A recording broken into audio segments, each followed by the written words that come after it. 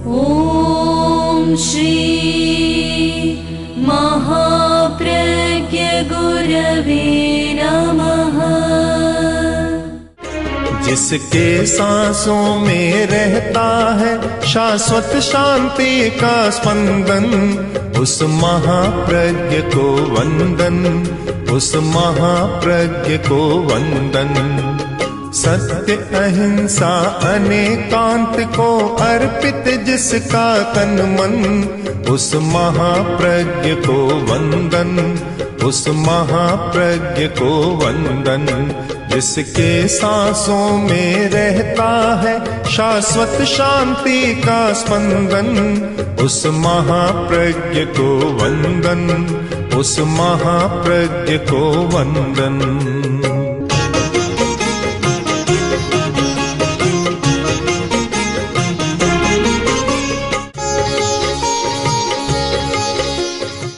सहिष्णुता एक बहुत बड़ी शक्ति है। इसे दो भूमिकाओं पर देखना होगा। कोई भी वस्तु भूमिका भेद के बिना पूरी समझ में नहीं आती। एक सामाजिक मनुष्य की भूमिका है और एक अध्यात्म के क्षेत्र में काम करने वाले साधक की भूमिका है। एक भूमिका में प्रतिकार और प्रतिशोध भी मान्य है और एक भूमिका है जहाँ प्रतिशोध और प्रतिकार मान्य नहीं है। दोनों में बड़ा अंतर है। समाज की भूमिका में प्रतिकार मान्य है और प्रतिशोध भी चलता है। अध्यात्म की भूमिका में या आत्मशोधन की भूमिका में प्रतिकार भी मान्य नहीं और प्रतिशोध भी मान्य नहीं है। सैकड़ों सैकड़ों वर्षों का संतों का इतिहास हमारे सामने है कि उनके सामने कितने कष्टप्रद वातावरण आए, स्थितियां आई और वे बिल्कुल शांत रहे, समभाव से सहन किया। एक वह भूमिका है और एक भूमिका है जहाँ प्रतिशोध लेने की बात आती है। सामाजिक जीवन में प्रतिशोध मुक्त बड़ा कठिन कार्य है। अहिंसा को हम व्यापक क्षेत्र में लागू करें, किंतु इस बात को कभी न भूलें कि समाज की भूमिका पर केवल अहिंसा प्रतिष्ठित नहीं हो सकती। एक लड़के ने पड़ोसी के घर का कांच का शीशा तोड़ दिया। पड़ोसी ने शिकायत की कि तुम्हारे लड़के ने मेरी खिड़की का शीशा तोड़ दिया। पिता बोला, कोई बात नहीं, आप क्षमा करें, पागल है।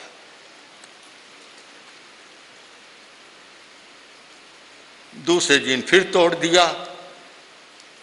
तब उसने सोचा अब ऐसे नहीं मानेगा।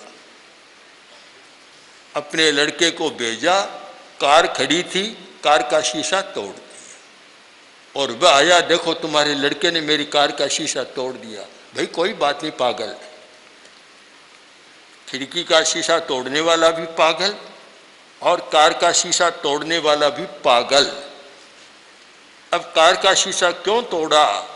उसने समझा कि प्रतिकार के बिना मानेगा नहीं, इसका बदला लेना होगा। तो यह प्रतिकार और प्रतिशोध ये समाज की भूमिका में चलते हैं। इसका कारण कि एक सामाजिक व्यक्ति केवल निर्जरा, केवल आत्मशोधन के लक्ष्य पर काम नहीं करता। उसका लक्ष्य केवल निर्जरा आत्मशोधन नहीं होता, उसका लक्ष्य भिन्न होता है कि भी सामाजिक व्यवस्था को ठीक रखना होता है। दो भूमिकाएं हमारे सामने, दोनों के लक्ष्य भिन्न है। साधक का लक्ष्य है निर्जरा, निर्जरा आत्मशोधन, और साथ में यह चिंतन कि नए सिरे से पाप कर्म का बंधन न हो, एक भूमिका का चिंतन।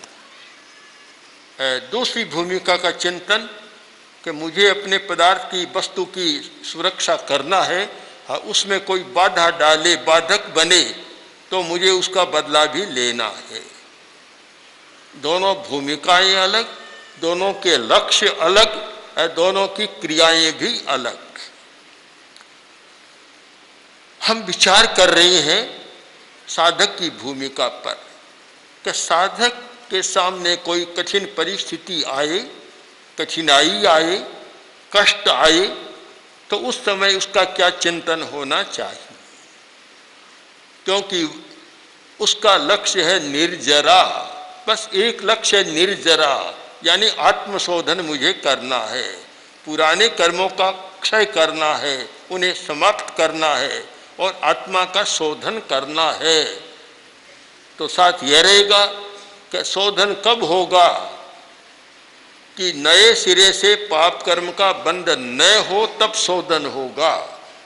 अगर नए सिरे से पाप कर्म का बंध होता गया, निर्जरा होती गई, शोधन होता गया, तो कोई बहुत बड़ी बात नहीं होगी, यह क्रम तो बराबर चलता रहेगा और आत्मा पूर्ण शुद्ध नहीं हो पाएगी,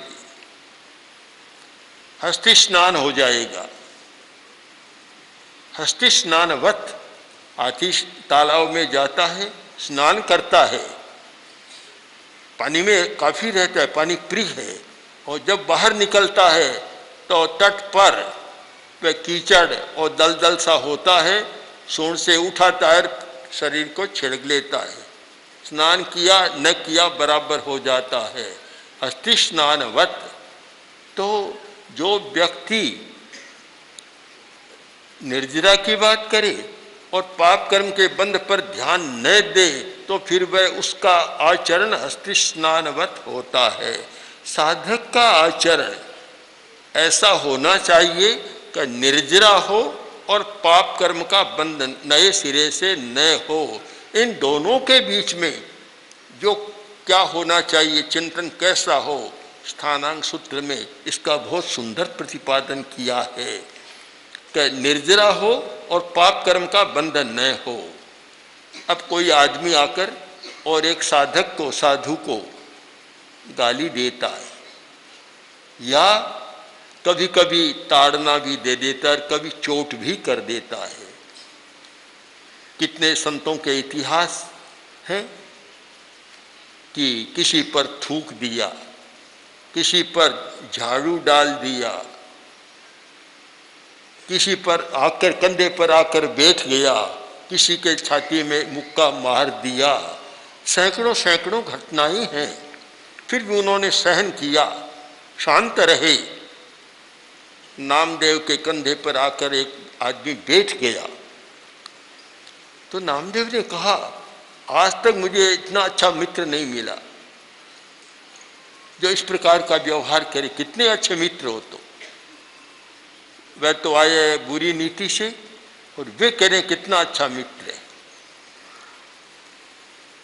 दो भूमिकाएं हैं, अगर आप इस भूमिका को सामाजिक जीवन पर घटित करें तो आपके मन में उलझन हो सकती है।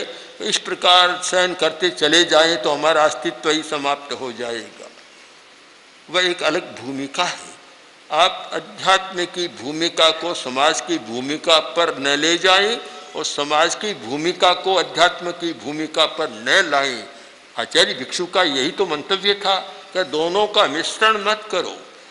अध्यात्म की भूमिका का जो कार्य, व्यवहार, आचरण है उसे अध्यात्म की दृष्टि से देखो, और समाज की भूमिका का जो व्यवहार है उसके समाज की भूमिका से देखो।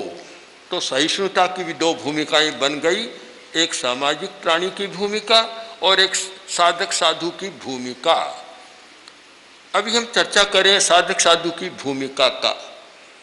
उसे कोई आकर कष्ट देता है तो क्रोध न करे और ये चिंतन करे कि देखो ये आदमी मुझे कष्ट दे रहा है,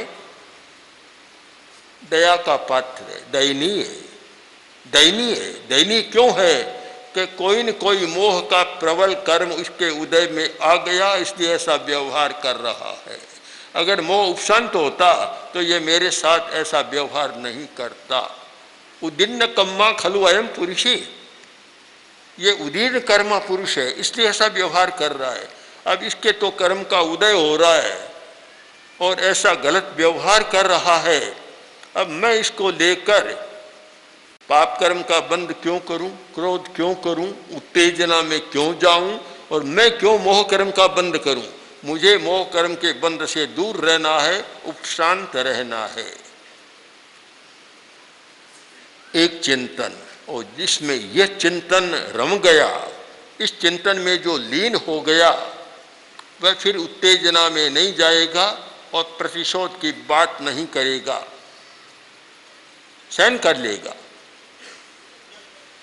सहन करना समाज की भाषा में है कायरता।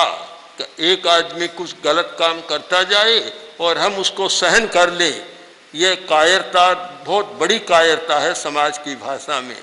किंतु अध्यात्म की भाषा में या साधना की भाषा में यह परम वीरता है। महावीर को कितना कष्ट दिया गया, उस समय महावीर ने क्या सोचा था।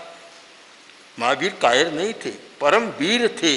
उन्होंने यह सोचा कि देखो, मुझे निमित्त बनाकर तो लोग अपनी समस्याओं को सुलझाते हैं और ये मुझे निमित्त बनाकर उलझ रहा है और पाप कर्म का बंद कर रहा है।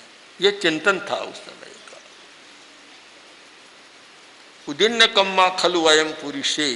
और जब ये चिंतन होता है तो वह न तो आक्रोश में जाता, गाली गलौज करता, न कोई प्रहार करता और न कभी तनाव में जाता, शांत भाव से सह लेता है। और क्यों सह लेता है कि शरीर को कष्ट हो रहा है, पर मुझे तो आत्मा को सामने रखना है, आत्मा को पवित्र बनाना है, तो मेरे लक्ष्य में ये बाधक नहीं बनना चाहिए। अगर इसने मुझे कष्ट दिया और मैं भी उत्तेजना में आ गया तो वह तो सफल हो गया और मैं हार गया, वह जीत गया और मैं हार गया। इतना चिंतन जिसके मन में आत्मसात हो जाए, कोरा पढ़ना नहीं, आत्मसात हो जाए, सात्वीकरण हो जाए। जैसे भोजन का सात्वीकरण होता है कि खाते हैं कुछ और बनता है रस, लोही, मांस, ये बनता है, सात्वीकरण होता है। ऐसे ही ये चिंतन सात्वीभूत हो जाए, इसका सात्वीकरण हो जाए, तो फिर वह साधक अनुत्तेजित उपशांत रह सकता है। उसे कोई भी गुस्से में ला नहीं सकता। दूसरा चिंतन कि कोई आदमी आकर और साधु को कष्ट देता है, निंदा करता है, गाली बोलता है, अपमान करता है, तिरस्कार करता है, तो उसका चिंतन होना चाहिए कि जक्खा वित्थे खलु अयम पुरुषे। ये दूसरा आलंबन है कि यह पुरुष यक्षाविष्ट है। जैसे प्रेत आत्मा किसी को लग जाती है और वह अपने काबू में नहीं होता, उसे पता नहीं चलता मैं क्या कर रहा हूँ, तो ये आदमी कोई यक्ष से आविष्ट है, कोई प्रेत आत्मा से आविष्ट है, इसलिए ऐसा व्यवहार कर रहा है।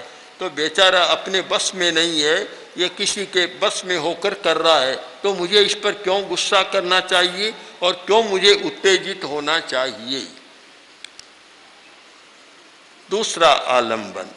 तीसरा एक तद्भव वेदनीय कर्म। एक चिंतन का बहुत बढ़िया सूत्र है कि मैंने कोई ऐसा कर्म किया है जो इसी जन्म में उदय में आना है, तो ये तो निमित्त बन रहा है। क्योंकि कर्म भी जब विपाक में आता है तो कोई न कोई निमित्त बनता है। द्रव्य, क्षेत्र, काल और भाव, कोई न कोई निमित्त होना चाहिए। अगर निमित्त न मिले तो कर्म का विपाकोदय नहीं होता, वह प्रदेशोदय में ही चला जाता है। निमित्त मिलता है तब वह प्रदेश विपाक में आता है। तो मैंने कोई तद्भव वेदनीय कर्म किया है इस जन्म में भुगतने लायक कोई मैंने कर्म किया है और उस कर्म को उदय में आना है, ये तो बेचारा निमित्त बन रहा है। मूल कारण तो इसका कर्म, मेरा किया हुआ कर्म है। जब मेरा किया हुआ कर्म मुझे भुगतना है तो मुझे फिर क्यों गुस्सा करना चाहिए, क्यों आवेश करना चाहिए, क्यों उत्तेजना में आना चाहिए। ये चिंतन कर और वह शांत रहता है। उपशांत रहने के आलंबन का आदमी उपशांत कैसे रह सकता है?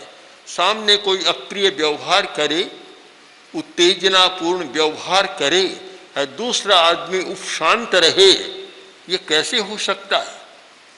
क्योंकि जब चलता है जैसे को तैसा, जैसे को तैसा, अथवा सठे साठ्यम समाचरित। अगर कोई सठ है, सठता करता है, तो फिर वापस उसके सामने सठतापूर्ण व्यवहार करना चाहिए। यह एक अवधारणा है और मैं मानता हूँ समाज की भूमिका पर यह अवधारणा है। इसको हम बिल्कुल गलत भी नहीं कह सकते। ये एक सामाजिक क्षेत्र की अवधारणा है, किंतु आप निश्चित माने कि धर्म के क्षेत्र की अवधारणा अलग होगी और समाज के क्षेत्र की अवधारणा अलग होगी। अगर दोनों की अवधारणा एक ही हो सारी की सारी, तो फिर दोनों में भेद रेखा खींचना भी मुश्किल हो जाता है। तो यह सठी साठ्यम वाली बात, यह सामाजिक अवधारणा है। किंतु कोई सठता का व्यवहार करता है, उसके साथ भी विनम्रता का व्यवहार, सरलता का व्यवहार, मृदुता का व्यवहार, अच्छा व्यवहार करना चाहिए। यह अध्यात्म की भूमिका का चिंतन है, साधना की भूमिका का चिंतन है। तो वह यह सोचेगा कि मेरा किया हुआ कर्म ही मेरे उदय में आया है, इसलिए मुझे इस बारे में सोचना नहीं चाहिए और मुझे शांत रहना चाहिए। चिंतन जैसा जमा हुआ है दिमाग में, आदमी उस वैसा व्यवहार करता है और उसको हर घटना को, परिस्थिति को सह लेता है। सहन करना बहुत कठिन बात है, पर कौन आदमी सहन नहीं करता? सब लोग सहन करते, करना ही पड़ता है। नौकर भी सहन करता है, कर्मचारी भी सहन करता है, और बड़ा आदमी आ जाए तो छोटा आदमी भी सहन करता है। मैंने देखा बड़े बड़े अफसर जब आते हैं, छोटे अफसर रोब जमाते हैं, बड़े अफसर आते हैं तब ऐसे बन जाते हैं जैसे मौन मुंह अलग से हो जाते हैं। उनकी डांट उनको सहना पड़ता है। हर आदमी को सहना तो पड़ता ही है, पर एक अध्यात्म का इतना पवित्र चिंतन और एक महत्वपूर्ण चिंतन है, यह समझ में आ जाए तो फिर सहना पड़ता नहीं, उपशम स्वयं आगे आ जाता है। उपशम करना नहीं होता। उपशम कैसे हो सकता है? कोई व्यक्ति यह सोचे कि उपशम की साधना क्या है, ये चिंतन उपशम की बड़ी साधना है। इस प्रकार का चिंतन अंतःकरण में रम जाए और बार बार इसकी अनुप्रेक्षा हो तो वह चेतना जाग जाती है कि समय आने पर उत्तेजना पीछे चली जाएगी, उपशम सामने आ जाएगा, व्यक्ति उपशांत बना रहेगा। पर यह केवल सुनने से संभव नहीं है, यह संभव है चिंतन करने से। चिंतन जब हो गया तो आदमी दूसरे से ऐसे प्रभावित नहीं होता। एक आदमी जो स्थिति आती है उससे प्रभावित हो जाता है, और एक व्यक्ति ऐसा है कि प्रभावित नहीं होता, कारण उसका अपना चिंतन है, अपना चिंतन। इस प्रसंग में एक घटना का उल्लेख करना बहुत प्रासंगिक होगा कि पंजाब के महाराजा रणजीत सिंह के सामने एक विदेशी आया। विदेशी ने एक कांच का बना हुआ दावत उनके सामने पेश किया और कहा कि महाराज मैं लाया हूँ और आप लोग खरीदें, बहुत बढ़िया चीज़। महाराजा रणजीत सिंह बहुत विचारशील राजा थे। उन्होंने हाथ में लिया और सबके देखते हुए उसको फेंका, चूर चूर हो गई। कांच का तो था। अब महाराजा बोले, भैया बताओ इसका अब कितना मूल्य है? पहले तुम कह रहे थे इसका बहुत मूल्य है, 100, 200, 400, 500, 1000 रुपया मूल्य है। अब इसका कौड़ी मूल्य भी नहीं, मूल्य है ही नहीं बिल्कुल। महाराजा ने अपने कर्मचारी को बुलाकर कहा कि यह पीतल की दावत है, लाओ। लाया, उसको फेंका तो टूट गई। अब के इसको बाजार में बेच कर आओ। आदमी गया, बाजार में बेच कर आया, पैसा लेकर आया। तो महाराजा रंजीत सिंह ने कहा, देखो कि तुम्हारा इतना कीमती और टूटने के बाद कोई मूल्य नहीं, और हमारा ये कम कीमत वाला है दावत, किंतु टूट गया तो भी इसके पैसे आ गए। गरीब देश में ऐसी वस्तु नहीं चाहिए कि जो दाम तो ज़्यादा लगे और बाद में उसका कोई भी मूल्य नहीं हो टूट जाने पर। हमें तो ऐसी वस्तु की ज़रूरत है कि जो है तो भी मूल्य है, और टूट जाए तो भी उसका मूल्य होता है। कितना एक बढ़िया चिंतन था। आज के जो स्वदेशी आंदोलन की बात करने वाले, स्वदेशी की बात करने वाले, कितना बढ़िया है। और जो एक आकर्षण पैदा हो रहा है आज तड़क भड़क के प्रति, उन्हें सोचना है कि टूटने के बाद इसका क्या मूल्य होगा। बस स्थायी मूल्य किसका है? तो इतना गहरा चिंतन था। तो महाराजा ने उसको विदा कर दिया, चला गया बेचारा। कि हमारे यहाँ जरूरत नहीं है इन चीज़ों की, हमारे यहाँ तो उन चीज़ों की जरूरत है कि जो रहे तो भी मूल्य और टूट जाए तो भी उनका मूल्य बराबर रहता है, मूल्य नहीं कम होता। पीतल पीतल का मूल्य है, चाहे टूट जाए तो भी मूल्य है, बना रहे तो भी मूल्य है। इतना गहरा चिंतन था तो समस्या को टाल दिया। हमारा भी, साधक का भी इतना गहरा चिंतन होना चाहिए कि मेरा व्यवहार आदि में भी अच्छा लगे, मध्य में भी अच्छा लगे और अंत में भी अच्छा लगे। ऐसा व्यवहार नहीं कि प्रारंभ में तो अच्छा लगे और अंत में एकदम रद्दी हो जाए, मूल्यहीन हो जाए। ऐसा उसका सारा व्यवहार नहीं होता। उपशम शाश्वत मूल्य का है। उपशम का मूल्य प्रारंभ में भी अच्छा, मध्य में भी अच्छा और अंत में भी अच्छा। किधर भी देखो, हर देश और काल में उपशम का मूल्य बराबर बना रहता है। तो हमें उसकी साधना करना है। अब चिंतन का चौथा सूत्र यह है कि इस व्यक्ति ने तो मुझे गाली दे दी, मेरा अपमान कर दिया, तिरस्कार कर दिया। अगर मैं इसको सहन नहीं करूंगा तो पावे कम में एगन स्वयं पावे कम में भविष्य, तो इसका फल किसने को भुगतना पड़ेगा। पाप कर्म का बंध उसके नहीं मेरे होगा। अगर मैं सहन नहीं करूंगा तो पाप कर्म का बंध उसका मेरे होगा। मैं पाप कर्म से आत्मा को मलिन करना नहीं चाहता। जो लोग पाप कर्म के बंध से डरते हैं उन्हें सोचना है कि पाप कर्म का बंध न हो, यानी आत्मा को उज्जवल करना चाहते हैं और आत्मा और अधिक मैली न हो। इसलिए मुझे सहन करना चाहिए, क्योंकि असह मानस से पावे कम में बंध। अगर मैं सहन नहीं करूंगा तो पाप कर्म का बंध हो जाएगा और मैं नहीं चाहता कि अपनी आत्मा को फिर मेला करूं। एक बहुत बड़ा आलंबन है जो कर्मवादी है, आत्मवादी है, जो आत्मा को मानने वाले हैं, कर्म को मानने वाले हैं, कर्म के फल को मानने वाले हैं। उन लोगों के लिए तो सोचने का है कि मैं जागरूक रहूं कि नए सिरे से भारी कर्म का बंध न करूं। छोटा मोटा कर्म का बंध तो जीवन में होता रहता है, पर ऐसा भारी पाप कर्म का बंध न करूं कि जिसका बुरा परिणाम मुझे ही भुगतना पड़े। बहुत बड़ा एक चिंतन सूत्र है हमारे सामने। और जो व्यक्ति इस भाषा में सोचता है उसे अवश्य ही सहन करने की शक्ति पैदा हो जाती है। ओम श्री महाप्रज्ञ गुरवे नमः। ओम श्री महाप्रज्ञ गुरवे नमः। ओम श्री महाप्रज्ञ गुरवे